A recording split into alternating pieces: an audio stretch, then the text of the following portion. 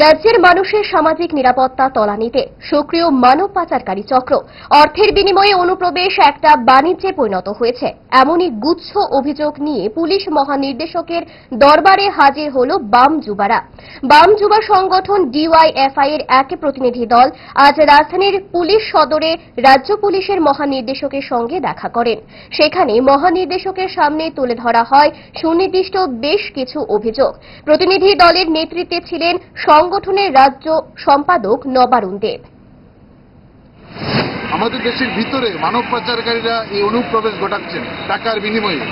আমরা সীমান্তকে কঠিনভাবে সিল করা, মানব পাচার আটকানো, অনুপ্রবেশ বন্ধ করার প্রশ্নেও আমরা কতগুলো সাজেশন দেব। আমরা দাবি রাখছি এই প্রশ্নে পুলিশ যেন ভূমিকা গ্রহণ করে।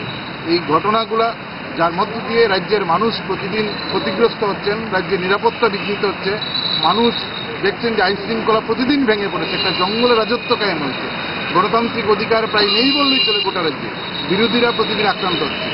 তার সঙ্গে যে গুরুত্বপূর্ণ বিষয়টা আমরা এখন উত্থাপন করব, যে গত কয়েক মাস যাবৎ আমরা দেখছি সোশ্যাল মিডিয়ায় সরকার বিরোধী সামান্য কথা বললে তাকে গ্রেপ্তার করা হচ্ছে।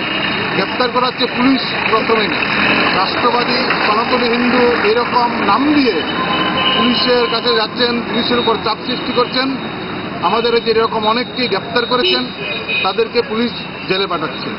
অন্যদিকে আমরা দেখছি অস্ত্র হাতে নিয়ে সোশ্যাল মিডিয়ায় লাইভ করে মানুষকে খুন করার, মেরে ফেলার হুমকি দিচ্ছেন। পুলিশ তাদের বিরুদ্ধে একটা শব্দ উচ্চারণ করছেন না, গ্রেপ্তার করছেন না, তাদের থানায় পর্যন্ত রাখছেন না।